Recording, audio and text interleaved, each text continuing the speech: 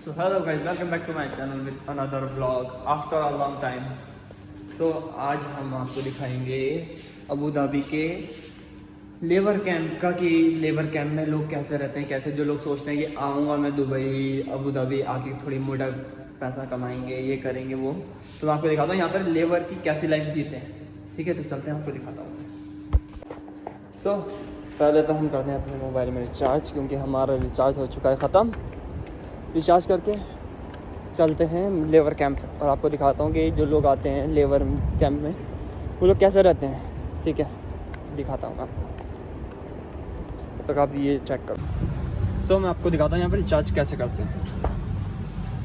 ये रही रिचार्ज की मशीन, जो सिम है आपके पास वो, फिर आप डालें उसमें अपना नंबर,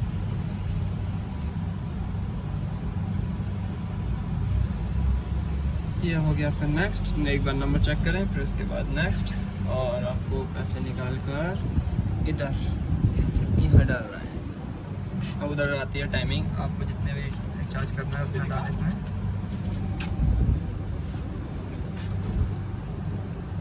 इधर गए 10 दिरहम और ये हमने करा पे। ये हो गया हमारा रिचार्ज, यहाँ से आ गई हमारी रिसिप्ट, इसको हमने किया और हो चुका है हमारा रिचार्ज। और हम निकलते हैं क्योंकि हमारे गाड़ी वाले आ चुके हैं, और फिर उधर से चलते हैं लेबर कैंप। आपको दिखाता हूँ मैं कि लेबरों की कैसी लाइफ है यहाँ पर, एक एक रूम में कितने लोग रहते हैं, कितना छोटा रूम क्या है। ठीक है, चलते हैं। अस्सलाम वालेकुम। इस बेवकूफ़ इंसान ने 2 गाड़ियों में गलत बिठा दिया। किसने? इसने उधर, हम समझे उधर वाली लोकेशन पे आए हो आप।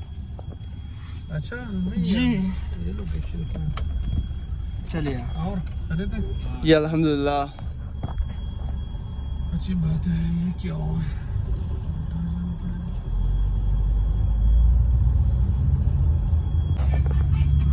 क्यों मैं इंडियन नहीं लगता हूँ आपको? लगता है, फिर पर आपका जो एरिया है वो आपने गलत बताया। क्यों? मैं जो यूपी से हूँ। यूपी या बिहार का तो नहीं? नहीं नहीं, अस्तगफुरुल्लाह, बिल्कुल दिल्ली के बिल्कुल, मतलब दिल्ली लगता है वहाँ पर। जी, दिल्ली से हमारा मेन जो दिल्ली का है 4 घंटे का रास्ता है उधर से, हमारे यहाँ से। जी, क्यों आपको मैं उस टाइप का लग रहा हूँ क्या, बिहारी जो बंगाली रहते हैं? नहीं नहीं नहीं, नहीं। फिर थोड़ा आदत से मुझे वैसे लगता है। आदत से नहीं, अस्तगफुरुल्लाह यार, उस्ताद जी कैसी बात करते हो? थोड़ा कंजूस लग रहा है। नहीं नहीं, कंजूस आगे बनना पड़ता है, समझते नहीं आप बात को, समझे उस्ताद जी? यहाँ आकर दिल फेंक भी कंजूस बन जाता है। हाँ बस ये, क्योंकि यहाँ की महंगाई आपको भी मालूम है, हमें भी मालूम है। नहीं हो सही। ये ब्लॉग शूट कर रहा हूँ मैं यूट्यूब पे डालने के लिए, आप भी आओगे बेफिक्र रहो यूट्यूब पे। समझ आई? क्योंकि जो लोग आते हैं ना, जो लोग आने की सोचते हैं गल्फ में, उन लोगों को यही लगता है वहाँ तो रह रहा है दुबई में, अबू धाबी खूब मोटी छाप रहा है, बहुत कमा रहा है। यहाँ आकर पता चलता है लोगों को कि कैसी लाइफ जी रहे हैं, कैसे स्ट्रगल करता है इंसान। घर वालों को लगता है कि भाई बेटा जो है मौज काट रहा है, बेटे को पता होता है यहाँ की कैसे स्ट्रगल कर रहा है। एक एक दिरहम बंदे को पता था कि कैसे बचाना है, कैसे नहीं बचाना है, इतना खर्चा है, इतनी सैलरी में इतना कैसे निकालना है। ये बात आप भी जानते हैं। हाँ, आपकी शादी हो गई होगी आपकी? शादी तो अल्हम्दुलिल्लाह कब का। माशाल्लाह। कितने बच्चे हैं आपके? हाँ, कितने बच्चे हैं? मेरा 4। माशाल्लाह। इसका साला हो। क्या हो गया? सो आ चुके हैं लेबर कैंप, और दिखाता हूँ मैं आपको कि लेबर मतलब लोग यहाँ पर कैसे रहते हैं, जो लेबर कैंप में रहते हैं, जो कंपनियाँ लेबर कैंप में रूम दे देती हैं, उनका दिखाता हूँ मैं आपको यहाँ पर। ये है मेन डोर, प्लस देखें जो बड़ा बड़ा भी कार चलाने वाला इंडिया में, पाकिस्तान, बांग्लादेश, वो भी साइकिल चलाता है यहाँ। ये है जहाँ नमाज का एरिया पूरा, और ये सामने है कपड़े धोने का, वो भी दिखाता हूँ आपको। पहले दिखाता हूँ रूम। ये है यहाँ का किचन। अस्सलाम वालेकुम। अभी दिखाता हूँ आपको रूम, शहाब भाई का रूम। थोड़ा वाइड एंगल में लगा ले, ये देखें आप, 4 बेड, इस पे सामने वाले पे 3, बाकी 2-2। तो ये सो रहे हैं नवाब साहब हमारे। अस्तगफुरुल्लाह, ऐसे हैं जिंदा लाश। तो इन्हें हम सोने दें या उठाएं? सोने देते हैं, थोड़ी देर बाद उठाएंगे। जब तक आपको यहाँ का पूरा मैं दिखाता हूँ। ये देखें, 1 2 और ये 3, तीसरा भी रहता है। फिर यहाँ पे 1 और 2, इधर भी 1 और 2, इधर भी 2, यानी कि 2 4 6 और 3 9। एक रूम में 9 लोग। देखें यहाँ का पानी का पूरा छोटा सा फ्रिज, यहाँ वाईफाई। सोने दे, अभी आओ इधर। बाहर से हम चाय कोल्ड ड्रिंक वगैरह कुछ लेना है। ये देखें, पूरी सारे के सारे रूम जो हैं, रूम में मिनिमम 8 से 9 लोग रहते हैं, ज़्यादातर 10। इधर दिखाता हूँ, नईम भाई गए हूँ। अस्सलाम वालेकुम। नईम भाई नहाने गए अभी। हाँ, तो किचन दिखाता हूँ यहाँ का वॉशिंग एरिया। ये देखें, शाह भाई के हायाबुसा। ये रही आपकी मशीन, कॉइन मशीन। 1 दिरहम में आधा घंटा, यानी 1 दिरहम डालें 30 मिनट आपका वॉशिंग होगा, जिसमें कपड़े भी आपके सुखा के निकाल देंगे बिल्कुल। और ये हमारे भाई जो फ्राइडे टू फ्राइडे यहाँ मशीन लगा के बैठते हैं। 5 दिरहम 10 दिरहम जितना भी आपको सिलवाना है उस कपड़े के हिसाब से और इंसान की सैलरी के हिसाब से लेते हैं। थोड़ा शाह भाई सो रहे हैं, हम चलते हैं और थोड़ा कुछ खाते पीते हैं यार। इतनी दूर से लाते हुए पठान ने दिमाग ख़राब कर दिया। बकाले में चलते हैं, थोड़ा कुछ लेते हैं, फिर उसके बाद उठाते हैं शाह भाई को।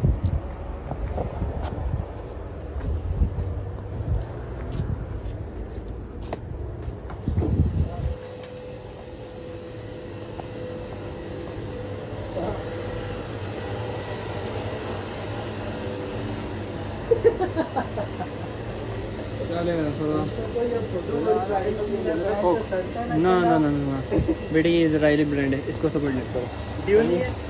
मेरे को मालूम नहीं, उधर जाके पूछा। बेटे don't drink this Israeli brand, boycott Israel. सबसे बढ़िया है अपना सुकून। लीची पकड़, छोटी को छोड़ो, बड़ी को पकड़ो। एक शाह भाई के लिए बस, उसमें तुम्हें सुकून मिल जाएगा। ठीक है, और कुछ लेगा बस।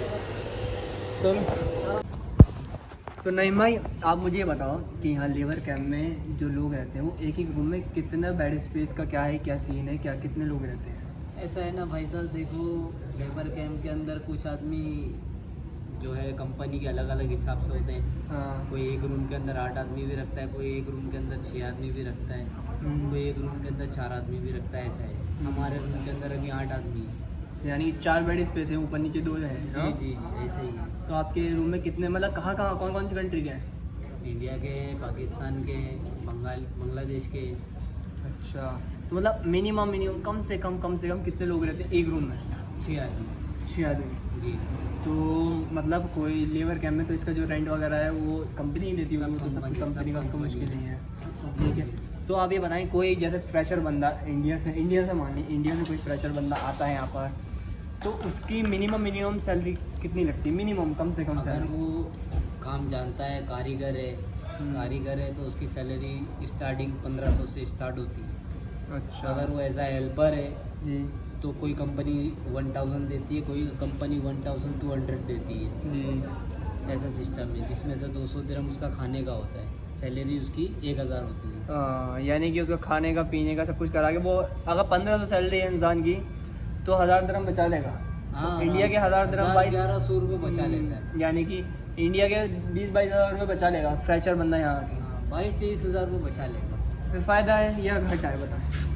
यार हेल्पर में तो आने का कोई फ़ायदा नहीं है, और ये 20-22 हज़ार रुपये तो अल्हम्दुलिल्लाह इंडिया में ही आदमी कमाता है। इधर आया कम से कम 40-50 हज़ार रुपये कमाना चाहिए आदमी, तो वही उसका फ़ायदा है। वरना तो इतना तो अल्हम्दुलिल्लाह हमारे इंडिया के अंदर ही 20-25 हज़ार तो मिल ही जाता है। तो जो बंदे इंडिया से, पाकिस्तान से, बांग्लादेश से और श्रीलंका से, इधर से जो बंदे फ्रेशर जो नए हैं वो लोग आना चाह रहे हैं, तो उनको क्या आप मैसेज देना चाहोगे? उनके लिए तो यही मैसेज है कि भाई साहब आओ, तुम कुछ सोच समझ के आओ, अगर आना है तो इस कंट्री के अंदर एक हुनर लेके आओ। ये बात हेल्पर तो की है। कोई वैल्यू नहीं है यहाँ पे, हुनर वालों की वैल्यू है। उसकी सैलरी भी अल्हम्दुलिल्लाह अच्छी लगती है, फिर प्लस चांस है बढ़ने के आगे। जैसे अच्छा साल में आपकी 100 दिरहम भी बढ़ सकती है, 200 भी बढ़ सकती है, 2 साल के बाद वीज़ा ख़त्म होने के बाद में 200 भी बढ़ सकती है, 300 भी बढ़ सकती है। ये आपके काम के ऊपर डिपेंड करता है। हेल्पर तो फिर हेल्पर ही है। अच्छा, तो मैं आपसे पूछना चाह रहा हूँ, भैया बताएं, जो लोग सोच के आते हैं कि भाई मैं बस मुझे अब जाना है, 2 साल रुकना है, फिर उसके बाद मैं कैंसिल करके आ जाऊँगा, उनका क्या कहना चाहोगे आप? उनका क्या है, अब आगे घर में अगर परेशानी नहीं है तो वो चले जाते हैं। जिनके आगे परेशानी लगती है कि हाँ मैंने जाने का फिर यही परेशानी है, तो वो फिर वीज़ा लगा लेते हैं वापस। तो मैंने ये सुना है कि लोगों को जब एक बार दिरहम मुंह को लग जाते हैं, फिर उनको ये गल्फ बढ़िया लगने लगता है। ये सोचने की बात है, अपने अपने सोच की बात है। आपको कितना टाइम हो गया यहाँ पर? मुझे तो सर अल्हम्दुलिल्लाह 11 साल हो गया, लेकिन अल्लाह का 11 साल। शुक्र है मेरी सैलरी अल्हम्दुलिल्लाह बहुत अच्छी है, तो मैं इसलिए यहाँ पे वक्त गुजार रहा हूँ। मुझे दिख रहा है कि हाँ मैं कुछ कर सकता हूँ इंशाल्लाह यहाँ रह के। ये तो है, लेकिन अल्हम्दुलिल्लाह हमें पता है, अल्हम्दुलिल्लाह आपका घर बार सब कुछ अल्हम्दुलिल्लाह पे बढ़िया, लेकिन आप 11 साल से क्यों है? क्यों? क्योंकि दिरहम लगे नहीं, ऐसी हैं। बात नहीं है, क्योंकि देखो जो पैसा है वो बचता है, हाँ, दिरहम की बात नहीं है। यहाँ पर कमाने के बाद हमें पता है कि हमारे अकाउंट के अंदर अल्हम्दुलिल्लाह पैसा रह रहा है। और वहाँ क्योंकि जाने यहाँ पे के ये बाद रहता है में- बस काम और रूम, काम और रूम। वहाँ जाने के बाद में हमें पैसा कमाते हैं, अल्लाह का शुक्र है कमाते हैं, लेकिन जो पैसा है वो बचता नहीं है। क्यों नहीं बचता है? क्योंकि वहाँ पे यारी 10 दोस्ती दिन, है, नहीं 10 यारी दिन दोस्ती 15 है। दिन 10 दिन 15 दिन में मिल जाता है, और यहाँ पे महीने में इकट्ठा मिलने की वजह से हमें पता है कि हाँ यार हमने इतना पैसा खर्चा करना है, इतना हमें बचाना है। बैलेंस बचाना है। और अक्सर इंडिया में यही होता है कि अगर आपने मान लो महीने के, मैं एक बात बता रहा हूँ, कम से कम 5 से 6 हज़ार रुपये का महीने की जो हेल्पर भी बचा लिया आपने, तो वो भी यार दोस्ती में सिगरेट गुटखा ये जो है आजकल के लड़के सब वही उसी में निपटा। वो तो यहाँ पर भी, अगर आप यहाँ पर भी जैसे आपके शौक पूरे कर रहे हो, क्या सिगरेट पी रहे हो, गुटखे खा रहे हो, तो आपको यहाँ पर भी वही सिस्टम रहेगा। आप पैसा नहीं बचा सकते दुनिया।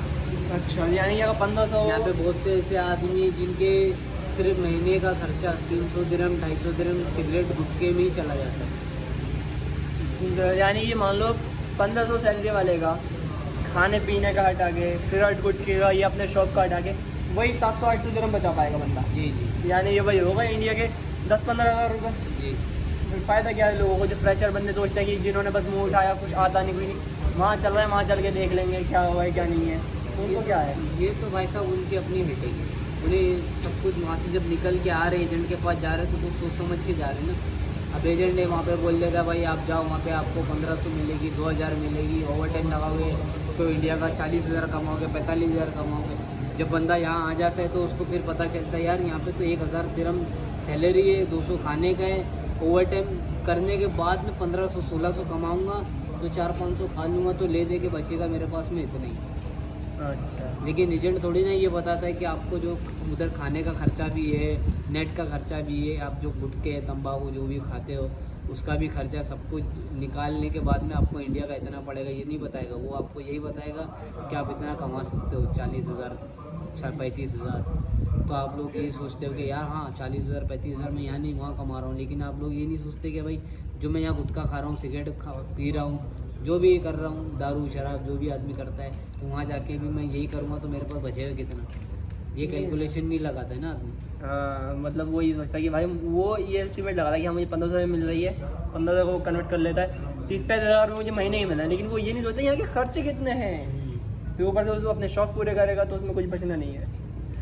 तो कुल मिला के आप लोगों ने देख चुके हैं कि गल्फ़ के जो लेबर का है उसका क्या आलम है, कैसा रहता है। तो इसलिए होशियार रहें, आने से पहले 10 बार सोचें गल्फ़ में कि हाँ ये सोच के आते हैं 2 साल आएंगे, 2 साल रुकेंगे, फिर उसके बाद ऐसा कुछ नहीं है। एक बार जब दिमाग में बैठ जाता है कि यहाँ पर आना है और ड्रमों को लग जाते हैं, फिर लोगों की ज़िंदगी बर्बाद।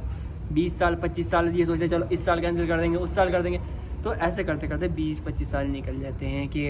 और ये सोच लें अगर आप आ रहे हैं तो एक टारगेट बना के आएँ कि भाई इतने साल करना है, इतने साल में अपना घर का ये शादी वादी निपटा के वहीं सेटल होना है। मेरे ज़रिए तो आप आएँ भी ना, अपना वहीं इंडिया में करें जो भी आपको करना है, क्योंकि आज नहीं तो कल, कल नहीं तो परसों कैंसिल करके जाके आपको करना वहीं है। तो इससे बढ़िया आज स्टार्ट करेंगे तो आपको आने वाले 5 साल आप यहाँ दोगे वहाँ दो, तो वो आपके लिए बेहतर है कि नहीं। चलिए शुक्रिया आपका नईम भाई बहुत बहुत। अब ज़रा हम चलते हैं रूम पे, खाना वाना बनाना है हमें जाकर, ठीक है, फिर आपसे मिलते हैं अभी।